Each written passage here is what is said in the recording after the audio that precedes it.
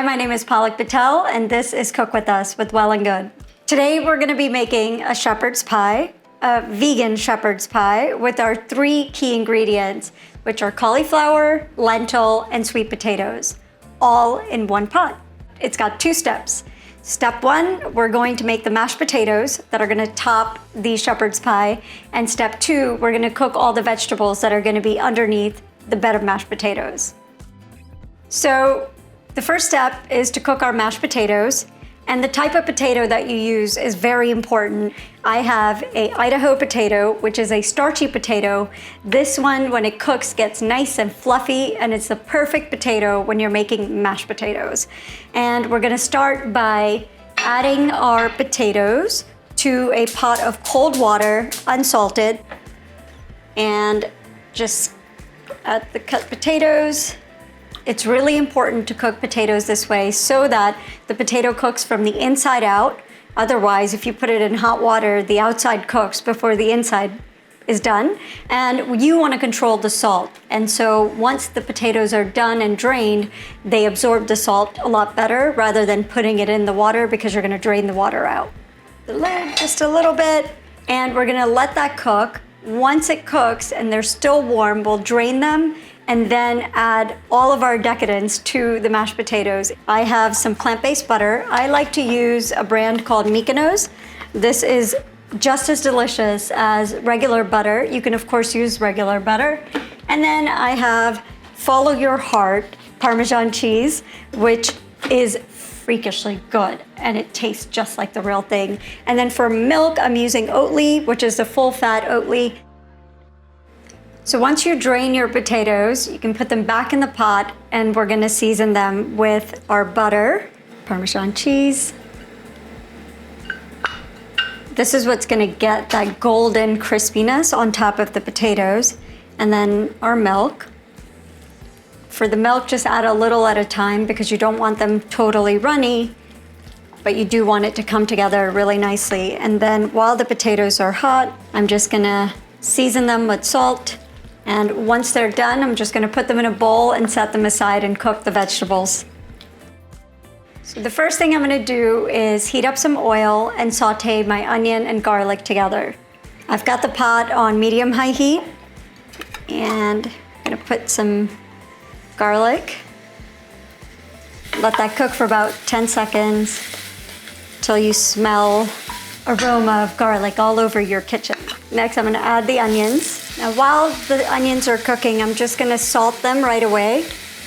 So the salt helps break them down and cook them faster.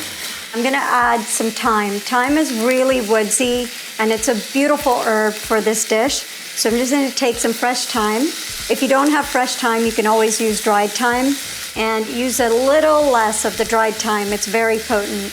So just to get it off, hold it, pull your finger all the way through the stem. And next up, I'm going to add some tomato paste. Once you add tomato paste to a dish, it's really important to let it cook down. Otherwise, you get that raw tomato taste. Just gonna do about a tablespoon of tomato paste and let that cook with the onions. Now that my onions have cooked down, I'm going to add the mushrooms. This is gonna give it a nice meaty flavor and texture once they cook down, and then a little bit of black pepper.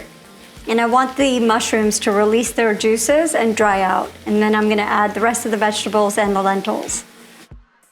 It's been a few minutes and my mushrooms are cooked down. I'm gonna season it again. It's important to season as you go along because everything new that you add to the pot needs to be seasoned right away. Now, time for my vegetables. I have beautiful carrots. I have orange and yellow carrots, and they're all cut pretty much the same size, so they all cook together. And then I have some sweet potatoes, the star of today's recipe. Last but not least, I have 2 different colors of cauliflower. I've got the yellow and the purple, just for a little bit more variety. I have some par-cooked lentils. I don't mind if the lentils completely cook down in this recipe because it's nice and gooey when you bite into it. So the great thing about this recipe is that you can pre-cook the lentils and then add them into the recipe as I have. It speeds up the cooking time. Again, with our seasoning. So we have some salt, a little bit more black pepper. Give that a stir. Then I want to add some vegetable broth to this. Not too much. I'm just trying to cook down the vegetables so they're nice and creamy at the bottom. If I need more water, I can add it. I'm going to add my spices. For this recipe, I'm using a smoky paprika, some garlic powder, and for a little bit of that warm, woodsy, smoky flavor, I'm using some cumin powder. This looks amazing. I'm gonna put the lid on and let this simmer for about 30 minutes, and then we're going to check it, check the seasoning, add our potato layer, and then put it under the broiler. Right, so my vegetables are nice and tender, and the last thing I'm gonna do is add some frozen peas. I'm gonna turn the heat off, and our fresh herb that I'm using today is parsley. And when you're working with fresh herbs, it's important to do it off the heat so that they don't blacken or get bitter. So we want the parsley to be nice and vibrant. Next up, I'm gonna add the layer of mashed potatoes, turn on my broiler, and this dish is almost done. So my vegetables are perfectly cooked, and the last step is to layer the mashed potatoes right on top. This is my favorite Sunday supper dish because you can do all of this ahead of time and then just bust it out. So you don't have to cook when everybody is over. Put in the potatoes, your spatula, just kind of gently work around the surface. I'm just looking to get an even layer of mashed potatoes. Doesn't have to be so precise. Once you get it even, if you're feeling fancy, take a fork, and then I just make a little checkered pattern. Now I'm gonna put this under the broiler. Just keep an eye on it until the potatoes are nice and bubbly in the corner, and then we're ready to eat. And this is our vegan shepherd's pie. It's layered with beautiful mashed potatoes that are creamy and they're nice and bubbly from the broiler. I can't wait to dig into this.